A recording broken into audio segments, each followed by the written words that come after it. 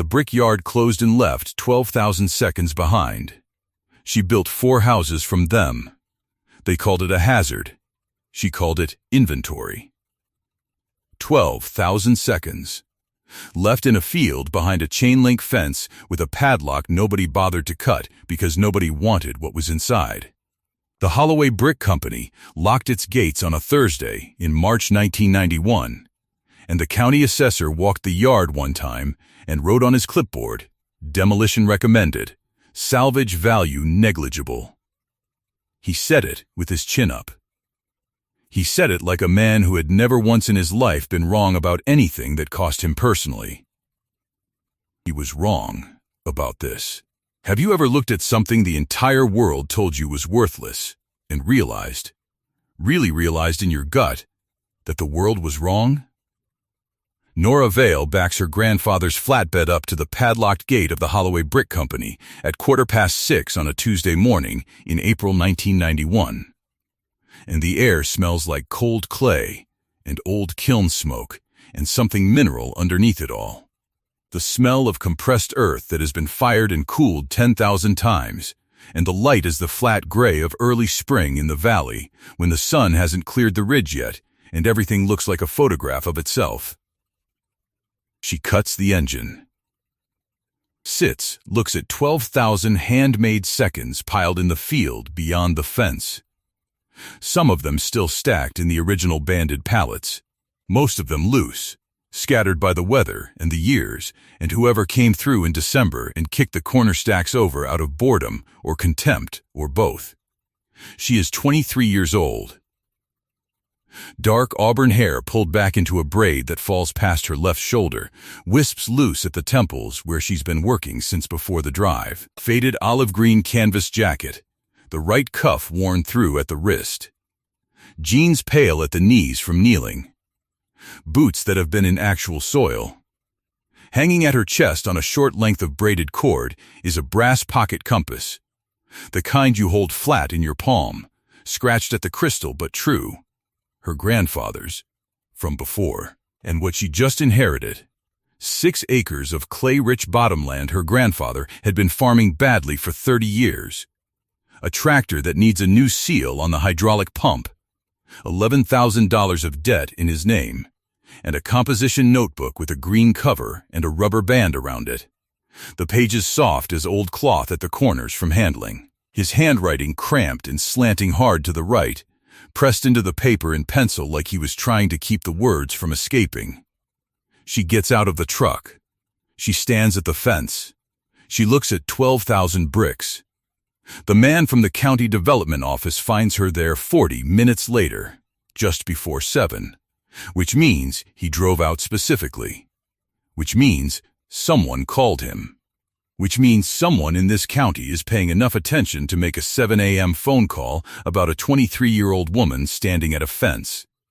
He parks his car, a silver Buick, cleaner than anything has a right to be on a gravel road, and he walks toward her in a charcoal sport coat, with no tie and black Oxford shoes that are already beginning to lose their shine from the gravel. He has rimless rectangular glasses on a thin silver frame. His hair is sandy, thinning, combed flat. He carries an aluminum clipboard pressed against his chest like a man who expects to be asked for documentation. He rocks slightly when he walks, heel to toe, like the ground beneath him is always being evaluated. He looks at her boots first, then the braid, the jacket, the compass on the cord. He's got the patient little smile of a man who has priced something before he even said hello. "You're Lloyd Vale's girl," he says. Not a question. He says it gently, like he's doing her a favor. "Granddaughter," Nora says. Right, he shifts the clipboard to his left arm. "Sweetheart, this property is in receivership. The bricks are scheduled for disposal. The county's going to recoup what it can from the kiln equipment, and the land and the rest goes to demolition." He pauses. He's clearly said this before, to other people in other fields. He says it like the verdict was reached by people smarter than both of them, in a room she wasn't invited to. "Your grandfather took a run at these, you know." Couple years back, he tried to get a contract and they said thanks, but no. Same clay issue. Too porous for load-bearing residential. He spent a season on it and got nowhere. Tinkerers don't build anything that lasts, honey. That's just how it goes. You're 23, you've got enough on your plate with his land and his debts without adding somebody else's problem to it. He tilts his chin slightly up.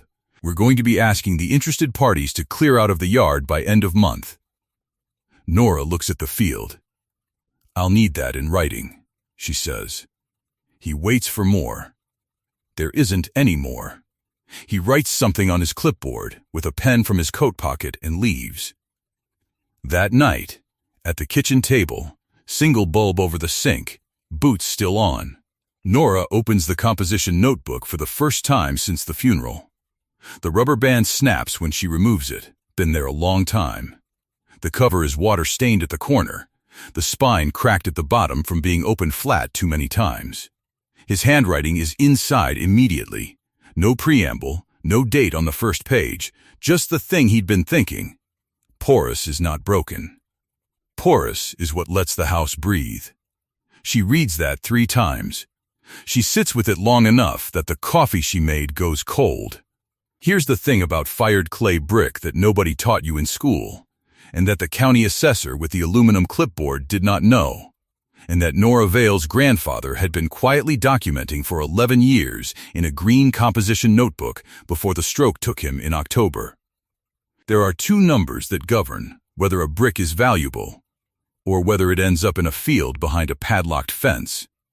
The compressive strength measured in pounds per square inch, and the absorption rate measured in percentage of the brick's dry weight.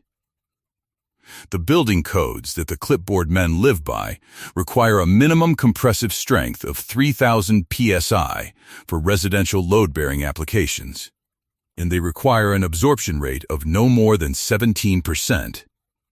Those numbers came out of the post-war era, when the country was building tract housing fast and needed standards that could be applied uniformly without thinking too hard about context. The Holloway bricks had a compressive strength of 2,600 psi. That's the number that got them stamped rejected. That is the number on the clipboard. The absorption rate was 22%. Both numbers, by the code, were failures. Here's what the code does not measure, and what her grandfather spent 11 years figuring out: porous brick, brick that breathes at 22% absorption, is what you build non-load-bearing infill with. Interior partition walls, garden walls, outbuildings, fireplaces, landscaping structures, decorative facades on homes that use a poured concrete or timber structural frame. In those applications, the compressive strength requirement drops to 1,500 psi. The absorption rate in a non-load-bearing application, where the brick is protected from direct freeze-thaw cycles, stops being a liability and starts being what gives the wall its thermal mass. Its ability to absorb heat during the day and release it slowly at night, the same principle that keeps an adobe house cool in summer. A wall built from porous brick, properly installed with a vapor barrier and a protective course at the base, is a thermal battery. Old builders knew this. New codes forgot it. Holloway's 12,000 seconds were not rejected bricks. They were bricks rejected for the wrong application, measured against the wrong standard, by men who had one code and one clipboard and no particular curiosity about either. Her grandfather wrote, "The rejection letter is just a letter. Go read what it rejected." She reads that in the journal on the second night, after she spent the daylight hours at the county records office pulling the original inspection report on the Holloway yard. The rejection cites compressive strength and absorption. Nothing else. Nowhere in the documentation is there a reference to what the bricks cannot do. There is only what they failed to be. By end of week, she has a materials testing report from a civil engineering firm in the city, $240, charged to the only credit card with any room on it, confirming that the Holloway seconds are structurally appropriate for non-load-bearing residential infill, garden walls, hearth construction, and landscape applications. with a projected service life of 80 to 120 years under proper installation conditions. She takes the report to the county development office on a Wednesday morning and asks to speak to whoever is handling the Holloway receivership. The man with the clipboard is not there. The woman behind the counter reads the report. Then she reads it again. Then she calls someone. Then she comes back and says the county will entertain a salvage offer on the brick inventory before proceeding to demolition. Nora offers $180 for all 12,000. They say yes before she finishes the sentence. Have you ever had somebody look right at the best thing you own and call it trash just because they lack the eyes to see it? The loading takes 11 days. She borrows a second flatbed from Walt Purcell 2 farms over, who is skeptical in the way that men like Walt are skeptical. Arms folded high, standing wide, chipped white enamel mug in his right hand at 6 in the morning, watching her chain the first load. He says, "Your grandfather tried something with those bricks. You know." She says, "I know." He waits for more. He doesn't get it. He drinks his coffee. She moves 12,000 bricks in 28 loads across 11 days, stacking them in the south corner of the 6-acre bottomland by her grandfather's barn, sorted by size and condition. The most intact ones wrapped in the salvaged plastic sheeting from the Holloway yard, which the county let her have for nothing. The barn smells like old oil and dried alfalfa. In the evenings, after the loading, she opens the journal at the kitchen table and reads the technical sections, the ones where her grandfather was working out the math of what a porous brick wall could do that a standard brick wall couldn't. The thermal mass calculations. The moisture buffering data he'd pulled from agricultural extension publications about earthen construction in the Southwest. The notes about lime mortar versus Portland cement. Old builders used lime. Lime mortar stays flexible. Flex is what keeps a wall standing through 100 freeze-thaw cycles. Portland cement is rigid, and rigid means cracking, and cracking means failure. Lime mortar breathes the way the brick breathes. The whole wall is a single slow respiration. She mixes the first test batch the third week. Hydraulic lime, coarse sand, 2 parts sand to 1 part lime by volume, water added slowly. The mix should hang on the trowel without slumping, but spread without dragging. She builds a 4-foot test section against the south side of the barn. 12 courses. She does it with a spirit level and a story pole she made from a length of electrical conduit marked with a paint pen at each course height. She wakes up the next morning and finds it has slumped. Course 7 and 8 have sagged inward roughly 3/8 of an inch. Because she built too fast, the lime mortar sets slowly. Nothing like Portland cement. You cannot build more than 8 courses in a single session and expect the bottom courses to carry the weight of the top ones while the lime is still green. It is not a catastrophic failure.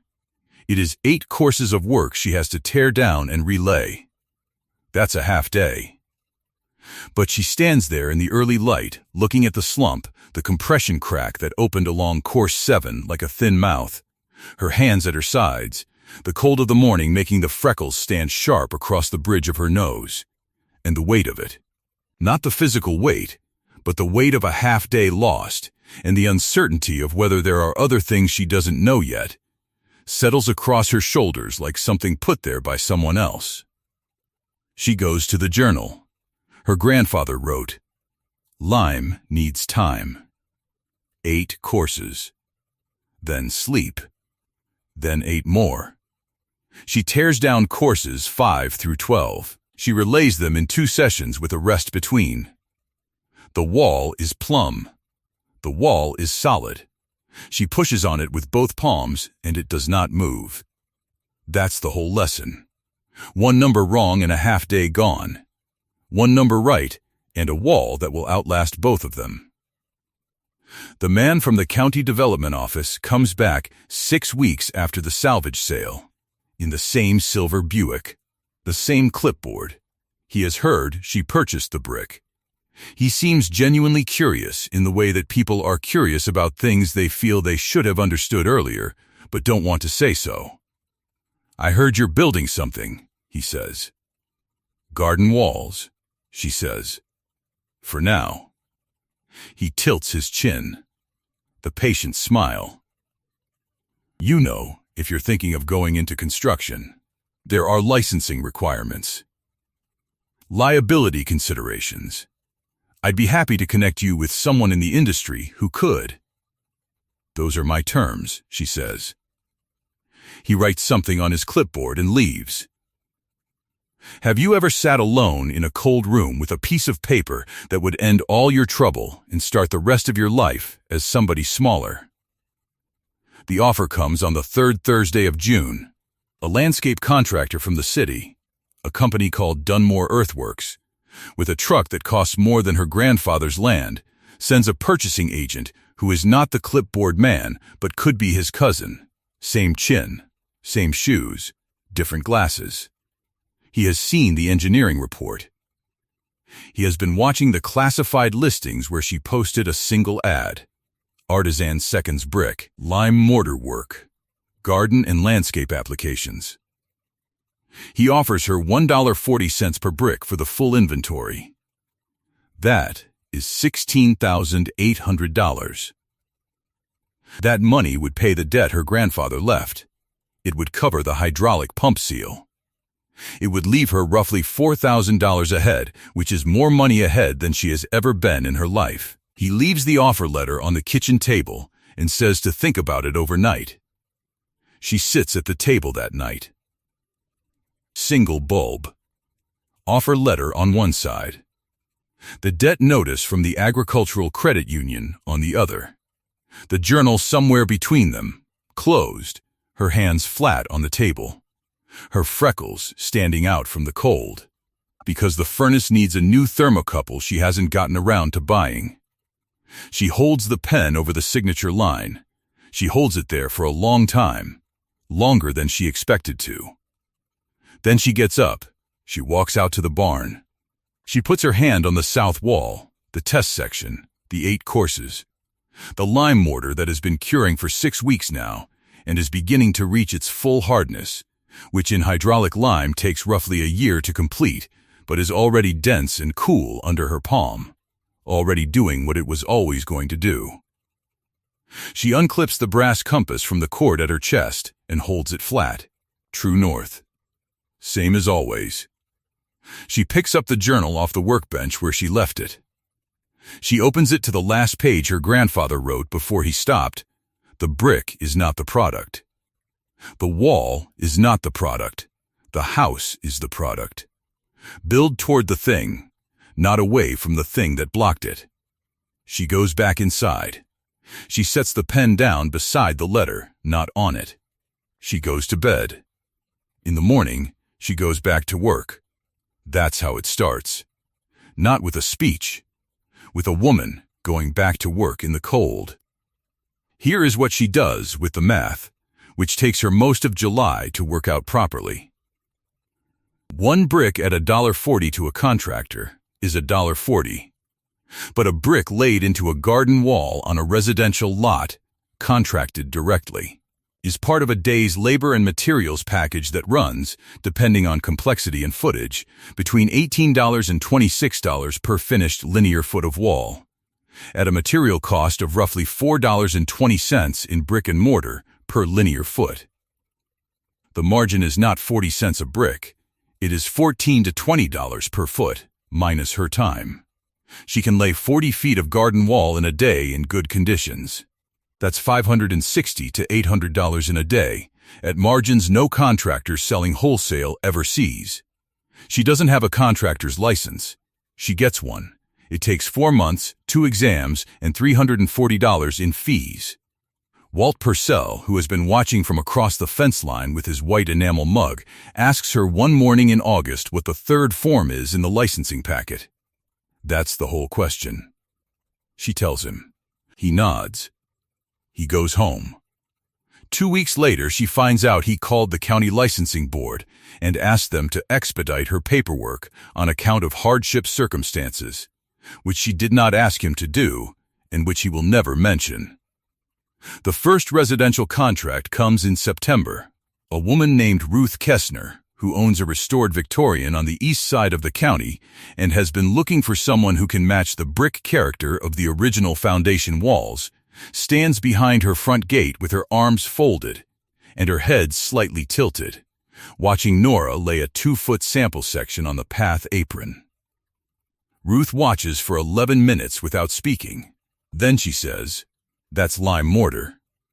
Nora says yes. Ruth unfolds her arms. "How much per foot for the full garden perimeter?"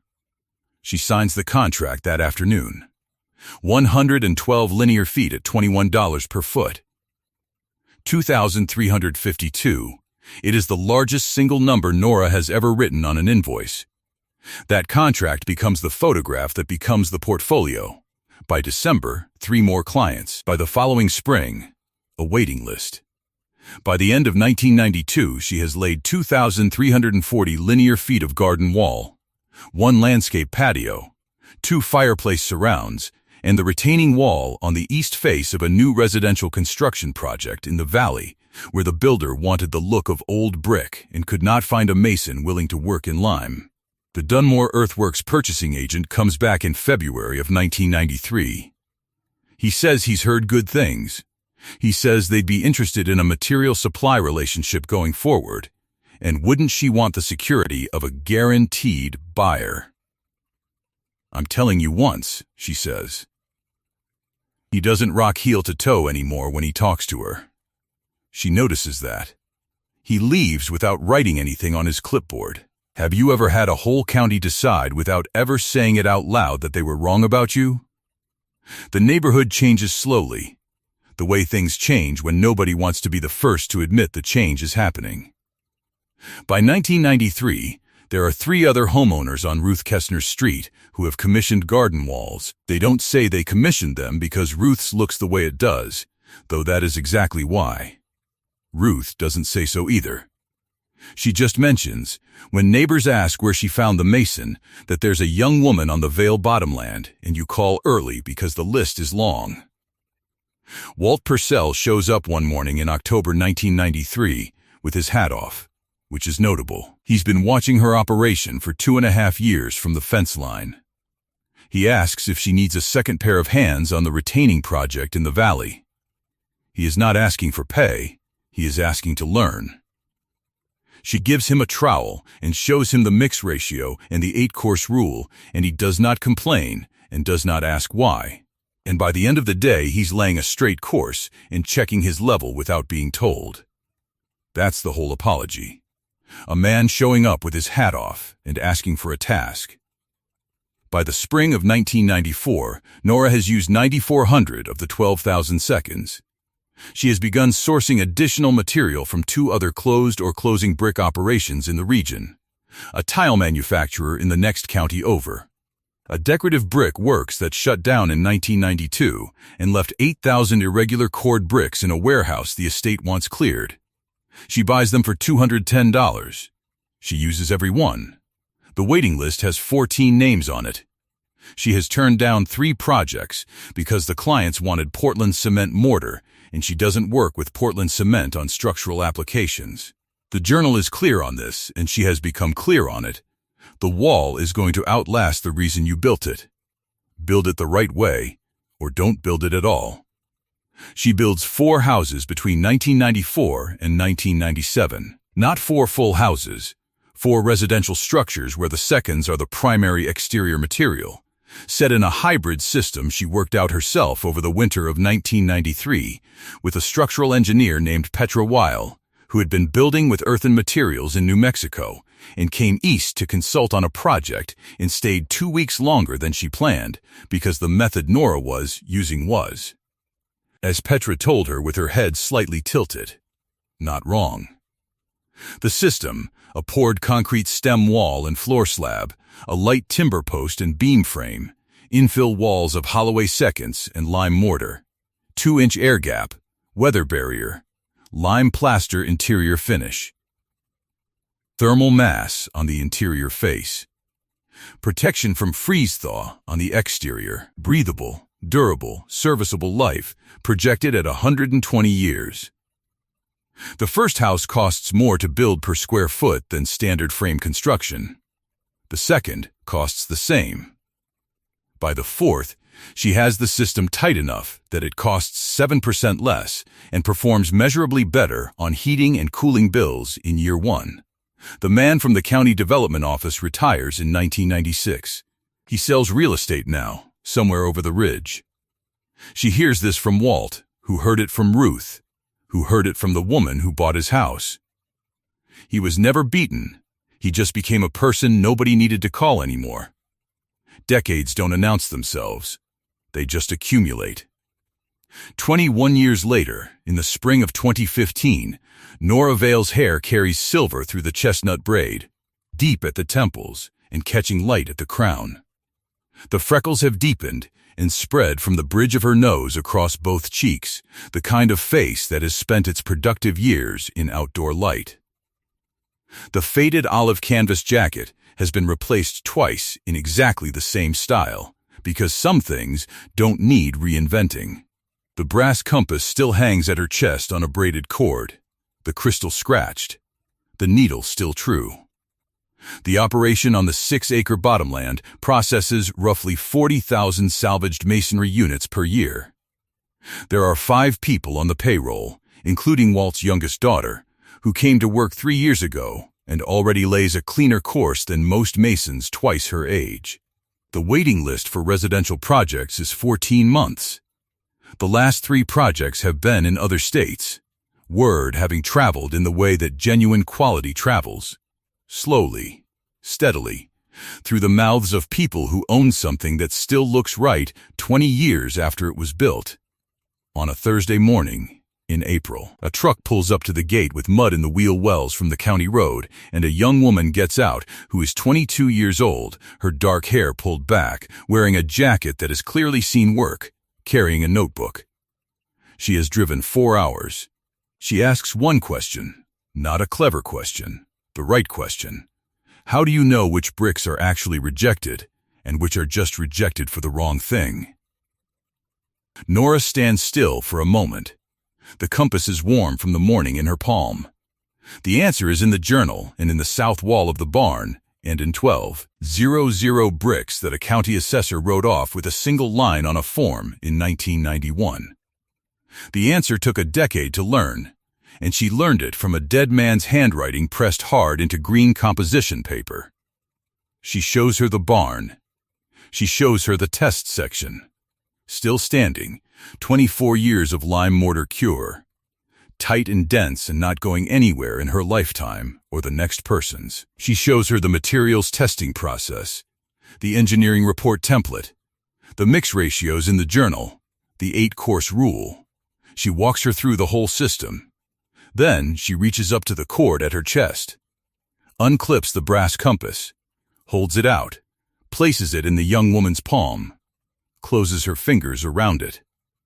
Then she picks up the journal from the workbench and sets it on top. He wrote everything down, Nora says.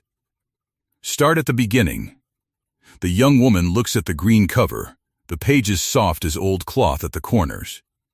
Nora walked out to check the hedgerow, hands loose at her sides, and left her to it. Look around your own place sometime. The pile out back everybody keeps telling you to haul off. The thing in the corner of the barn that somebody wrote off before you arrived. The stack of material nobody has looked at closely since the man who understood it died. It isn't junk. The clipboard men who told you it was wrong, they weren't lying. They were just reading the wrong column. They knew the number it failed. Nobody told them the number it passed. Go read what it actually rejected.